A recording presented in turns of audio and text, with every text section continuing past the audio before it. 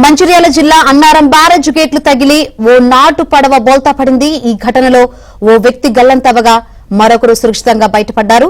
మహారాష్ట్రలోని సిరంచాకికి చెందిన ఇద్దరు మత్స్యకారులు పొక్కూరులో చిన్న పడవ కొనుగోలు చేసి గోదావరి నది మీదుగా స్వగ్రామానికి బయలుదేరారు.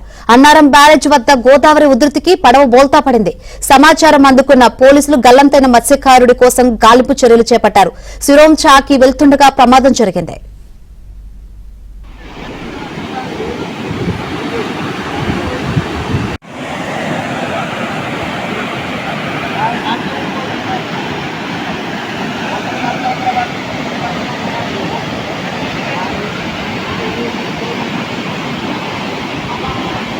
కొద్దిగా సలవకు వచ్చేది ఉండే కాదు, కొద్దిగా సలవకు వచ్చేది ఉండే.